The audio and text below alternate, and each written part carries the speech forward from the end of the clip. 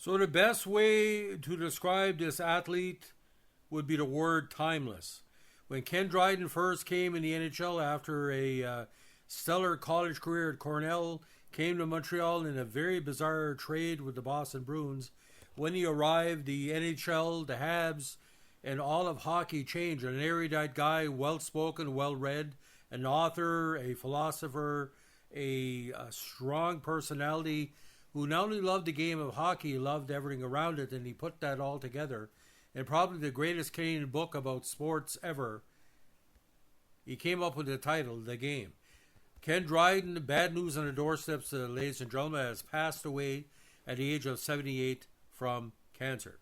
Now, according to CBC, the Hall of Famer backstopped Montreal to 6 Stanley Cup titles, came close in 75 as well, took 74 off for his college, would not say college, but his legal career. And, he's a lawyer by trade. Now, Dryden, or Kenny as a lot of people called him, the generation-defining team that was the Montreal Canadiens when they were Canada's team in the 70s. He also backstopped with Tony Esposito, Team Canada at 72 Summit Series. And he always said, I always had a problem against the Russians, especially at the end of the game when they had won. Now, a key member of the Montreal Canadiens 70s dynasty, his career in the spotlight was only just getting started when he retired, and while at the top of his game in his early 30s. A lawyer, author, politician who ran for the leadership of the Federal Liberals, an NHL executive, he would go on to leave an indelible mark across large swaths of wider Canadian society. Born August 8, 47, in Hamilton, he grew up in the Toronto suburb with his parents' brother, Dave Dryden, the stellar goalie as well, and his sister. Selected by Boston Bruins with the 14th pick in the 64 NHL draft before a trade to Montreal, he played U.S. college hockey at Cornell and eventually made his Habs debut in March 71. Phil Mear was there at Rocochet Vachon as well. He snatched the crease from Vachon, who had won the Stanley Cup in 69 that spring and led the original 6 franchise to the Cup, along with securing the Conn Smythe Trophy as playoff MVP.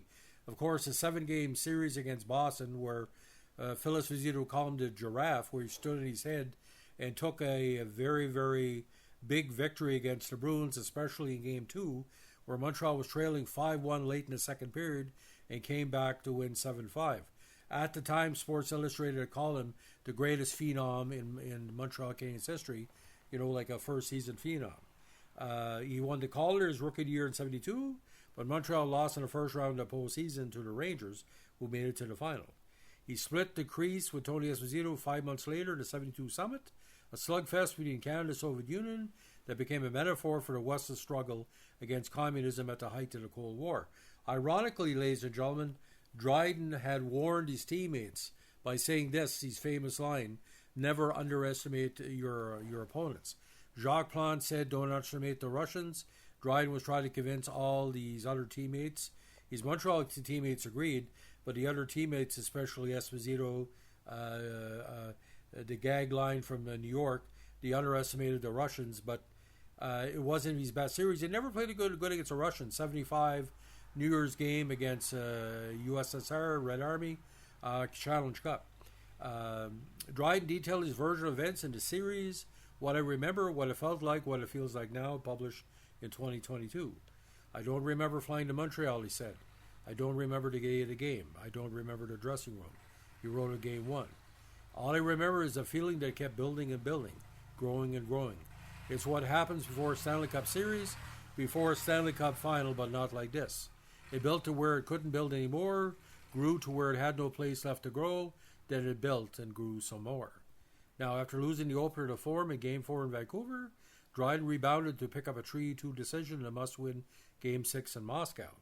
Now, he backstopped Canada 6-5 comeback in Game 8, where Corway and Esposito scored in the third to tie it, and Henderson's classic goal, which was scored in the final minute to clinch a memorable 6-5 victory and set up wild celebrations and oceans away. I feel the history of that tournament, the legacy of that team, just as strongly as all Canadian fans do. Dryden told CP in a 2022 interview. It never goes away. It's kind of like a good wine, I guess. Actually, the legacy of it grows. Now, Dryden hosted the Cup with the Habs in 73 and 4 straight times between 76 and 77. as part of the Montreal juggernauts that include the pillars of the Habs, what I call the 8 pillars: Lafleur, Savard, Robinson, Lapointe, Mahovlich, and Lemaire. The pillars of the team, but of course Gainey. The first 5-time Vezina Trophy winners, NHL top goaltender, described a single week at the end of the 79 season in his classic book, The Game, published in 83. When a game gets close to me, or threatens to get close, my conscious mind goes blank, Dryden wrote in the tome. I feel nothing. I hear nothing. My eyes watch the puck. My body moves like a goalie moves, like I move. I don't tell it to move or how to move or where. I don't know it's moving. I don't feel it move, yet it moves. And when my eyes watch the puck, I see things I don't know I'm seeing. Known for resting his blocker and gloved hands on top of his stick in a relaxed manner that became one of the sport's most recognizable poses in the 1970s, the 6'4" goalie retired at just 31 in 79. Now, Dryden went on to pursue a career in law. He articled at a Toronto firm while sitting out the 74 NHL season in the midst of a contract dispute after a previous learning degree at McGill. Inducted in the Hockey Hall of Fame in 83, this record is just unbelievable. 258, 57, and 74 with a .922 save percentage, a .224 goals against average, and 46 shutouts in just over 7 NHL campaigns. And he went an eye-popping 80 and 32 in the playoffs.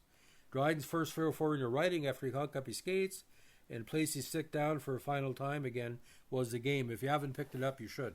He would go on to pen a number of other books, including a biography of Canadiens coach Scotty Bowman, who he had a love-hate relationship with. Now, Dryden also served as president of the Toronto Maple Leafs from 1997 to 2004, a stretch accented by trips to the Eastern Conference Final in both 1999 and 2002, before resigning to enter politics. He ran for the federal Liberals in 2004 and was named Minister of Social Development in Prime Minister Paul Martin's cabinet. Now, Dryden, who also taught at various universities across Canada, held on to his seat in Toronto's York Centre riding in 2006, when the Liberals were ousted, and again in 2008, but lost in 2011. He continued to write with the series' his final work, a book that aimed to bring Canadians inside the Players' World 72 as they faced the Soviets. The only way to do it would be as if to put them there, to literally put them in that moment, Dryden said some 50 years later. And the moment, of course, isn't just a moment, it's a lead-in to moments up to that. And so what would have been inside us players? We would have been inside us as 22 million Canadians at that particular moment that made us react the way we did, and to generate the kind of vehement and vivid memories that have come from it. Now, according to Jeff Molson, the owner and president of the Montreal Canadiens, Ken Dryden was an exceptional athlete, but he was also an exceptional man. Behind the mask, he was larger than life. We mourn today not only the loss of the cornerstone of one of hockey's greatest dynasties, but also a family man, a thoughtful citizen, and a gentleman who deeply impacted our lives and communities across generations. He was one of the true legends that helped shape this club into what it is today. Now, of course, Kenny embodied the best of everything of the Habs are about, and his legacy within our society transcends our sport. On behalf of the Molson family and our entire organization, I would like to extend my most heartfelt condolences to his family, his friends, and all who have had the privilege to cross his path and know him on a personal level. Dryden is survived by his wife Linda and his 2 beautiful children. So, ladies and gentlemen, when I met Ken Dryden on the Liberal campaign trail all those years ago for the leadership, it was something to behold, ladies and gentlemen. Not since I saw Jean Beliveau in Campbellton in 1980, so I saw quite a reaction from the public. So we're going to do more podcasts as the week goes on this week about the history of Ken Dryden. Some are already on our channel. But if you're going to check out this podcast, leave us a comment on what Ken Dryden meant to you. I really like to listen from my very, very smart readers and listeners what you thought of Kenny. And I know, ladies and gentlemen, there's deep down Phyllis Mazzito, when he saw him in 72, after beating him in 71, he said, you know, he's on our side now. We felt kind of good. And having his brother, like his brother lost a job with the Montreal Canadiens. Montreal Canadiens had Tony Esposito, and he traded to make room for Kenny. That's a story for another day. So Ken Dryden, I love you, man. We all love you in Canada. From Corner Brook, Newfoundland to Victoria, BC, all across the globe. I know you're great fans across Europe, the States, Asia. I know in Russia, this is a day of mourning because Tretiak looked up to Dryden, and he became close friends after 72 in the 75, and that's why we drafted Tretiak, because we thought he'd be a Hab, and Dryden once said, Tretiak was a Montreal Canadien even before he knew about the Montreal Canadiens, because he had that winning attitude.